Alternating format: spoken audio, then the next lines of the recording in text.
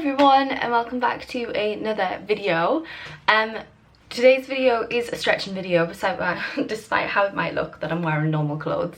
But basically the way this video is going to work is that I'm going to put the stretching video on and I'm going to do like a little run through in the corner of my face talking through the stretches. I didn't know how to do this for ages. Like when I was planning doing this video, I didn't know whether to just do a voiced over, I didn't know whether to do it as I was stretching, but this is the best I came up with. So I'm gonna go over the stretches as you can see them, and then at the very end I'll just put a massive time lapse of the whole stretch routine so you can see how it kind of flows.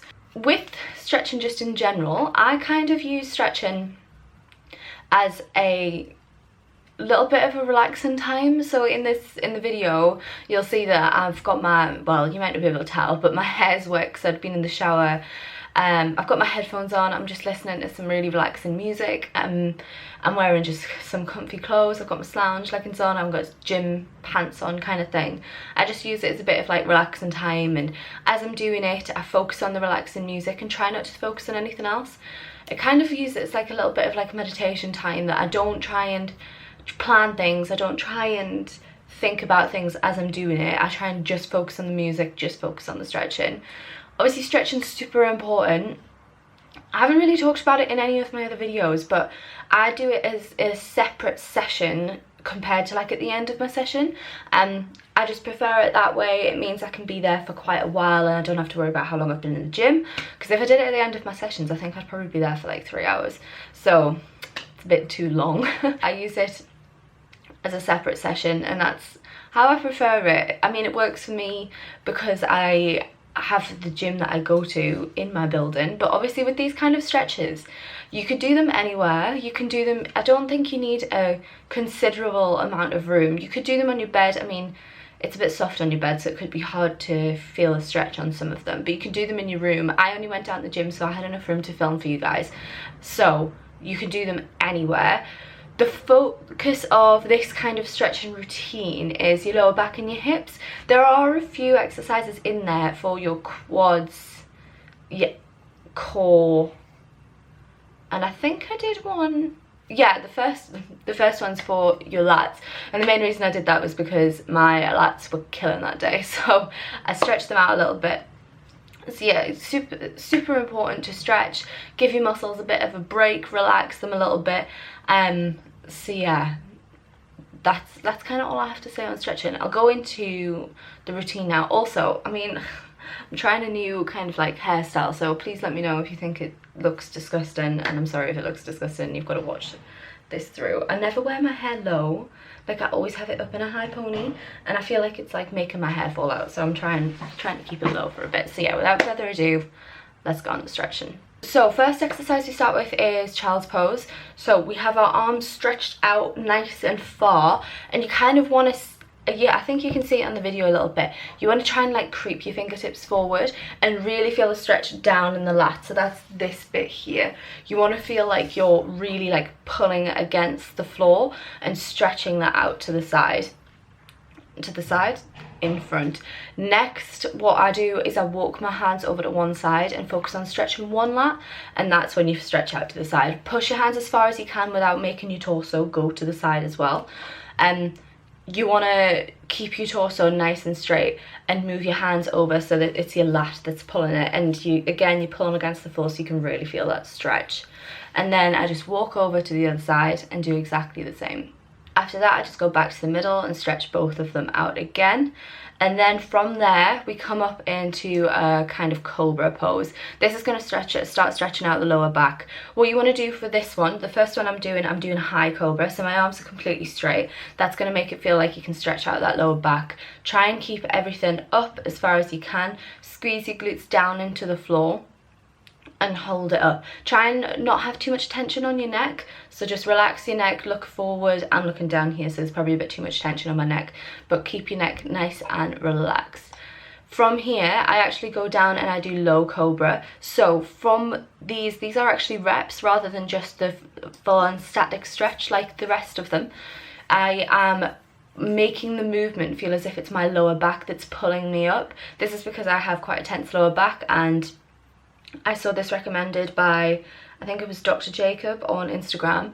I don't know his surname. I'll put a link to his stuff below because I love his stuff.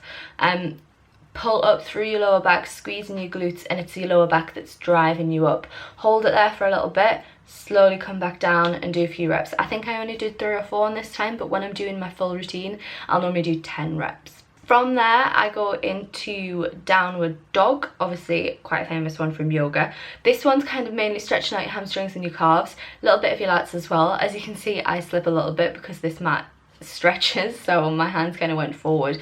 This one's probably best on just a flat surface with no mat. You want to try and, the aim for this is you want your heels as low at the floor as you can and your bum as high as you can. That's what's really going to stretch out the hamstrings and the calves. And keeping your arms above your head and your neck relaxed. Don't be craning it up and looking up. It's mainly for the hamstrings and the calves, so really try and sit back into those heels. From there, I go into pigeon pose. This is the first one that's kind of stretching out your hips. So this is going to stretch out your hip flexors. Really, really good one if you spend a lot of your time sitting down. You want to kind of have your leg bent in front of you, and then the back one nice and straight. I'm starting upright, as you can see. You want to try and keep as upright as you can. Again, neck nice and relaxed. You should feel this stretch going down your glute as well as your hip flexor.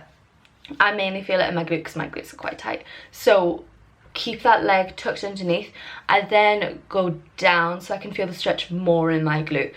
When you're down, don't go too far down that it's not comfortable. I go on my forearms because that's where I can feel the stretch. If I go any more, the aim of this is I want to try and keep my back straight in as many stretches as possible. Obviously with some of them that's not really possible, so this one I can keep my back straight with feeling the glute stretch, so I do.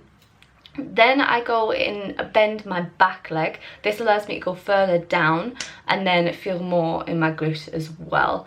With this, I don't think it's got a name. It's kind of like a pretzel kind of shape. You have your back leg bent, your front leg bent, so your legs are kind of like in a little bit of a, I don't know, like an S shape maybe. And then I go all the way down to the floor. Then all I do is I go through all those poses again on the other side. Again, just try and make sure your back's straight as much as it can. Straighten out that back leg as much as you can on pigeon pose, and yeah, just go through the same stretches again.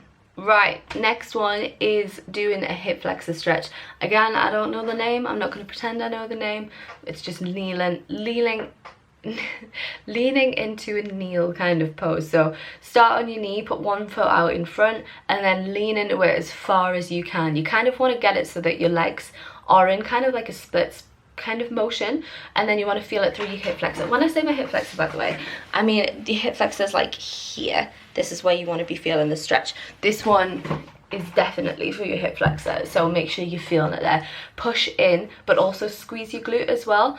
Squeezing your glute is going to help you keep your back straight, and it's coming from you, it is stretching your hip flexor rather than your back. Then to try and feel the exercise a bit more, I put my hands down, and again that just stretches the hip flexor a bit more.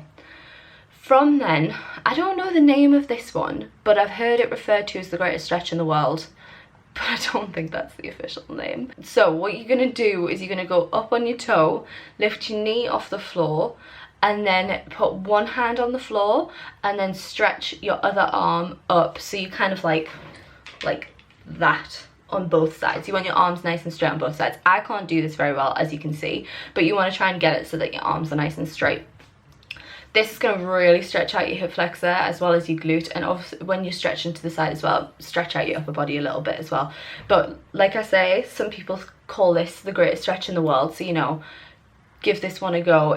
It's hard. You can probably see me shaking a little bit, but it is really, really good. I do both sides just so I feel like nice and even, with your arms, obviously not with your legs. So I do hold it in one way, hold it the other way, and yeah, that's it. Then I move on to, this is the quad stretch that I talked about that I do. Again, just going back into that kneeling position so that you're kneeling on one leg and have one leg up at 90 degrees. Then it takes a bit of balance. You can see me wobbling. It you're going to pull up your foot up as close to your bum as you can. You'll obviously see that a lot of people do this when they're standing, but this just adds in a little bit of more, like, you don't have to worry about balance as much, and you can also stretch out the quad a lot further in this position. So just try and bring that foot as close up to your bum as you can, and you should be able to feel it in your quads. And then all I do is do all the same ones on the other side. Right, final one. This is the last one in the stretching routine. So I think this is probably my favorite one, and it's again for your hip flexors. What you want to do is you want to bring your feet as close together. You want your feet touching, and then you want to bring your feet back as close to kind of like your groin area as you can, whilst pushing your knees down. I sometimes do this against a mirror. That adds a bit of stability in there, so you can really focus on pushing your knees down. But for the purpose of this video, I just wanted to be able to show you guys the kind of how you do it. So grab onto your feet, keep them together, sit nice and upright so your back's nice and straight, and then just actively think about pushing those knees down, and that's going to stretch out your hip flexors. Again, a good one if you spend a lot of the day sitting down. Your hip flexors actually connect to your back, so if you have a sore back a lot of the time, stretching out your hip flexors could be a really, really beneficial thing to do. This one, if you go against a mirror, you can actually like push your knees down and get more of a stretch into it. But for this one, when you're not against a mirror, really grab onto your legs, because it might feel like you need to balance a little bit. And just really, you need to think about pushing your knees down to the floor. And yeah, that is it. This is literally the main stretching routine I do. I'll add in a few different things if I want to stretch out my upper butt a bit more, if I want to stretch out my glutes a bit more, but these are the main stretches that I do. I hope this helped somebody. I know stretching is something that people tell you to do, but then you might not be able to know which stretches to do, but these I think are really, really important ones and brilliant ones. You kind of want to hold all of the stretches for like 20 seconds. Don't want to push yourself too much so that you're in pain. It's probably going to feel a bit uncomfortable, but don't put it so much that you are like this, it's painful. Just push yourself enough that you can feel it, but not so much that it's causing you a lot of pain. And like I said, hold them for like 20-30 seconds. I think I held them for like 15 in this, but just so you guys could see. So when you see the time lapse at the end, it's probably going to look quite quick. It wouldn't be that quick if I was just doing it by myself. I'd hold it for a lot longer. Use your breathing and stretching. Take nice deep breaths, and when you can, take a deep breath in, and on the way out, push into the stretch a bit further, and that'll help you be able to really like push your body and stretch those muscles out a bit more. So yes, that is the end of the video. I hope this was beneficial. Please let me know if you liked it. Obviously give it a like if you liked it as well, but I love ever getting comments, and thank you so much for watching another video. And I'm not sure what to do for my next ones. I put this on Instagram. If you follow me on Instagram, you probably saw that I was like, I have no idea what to do this week. So please let me know if you want to see anything in particular. If you want to see any more stretching videos, I can do more that are targeted for different places. So yeah, just let me know, and I shall see you next week, chickpeas. Love you, bye. Mwah.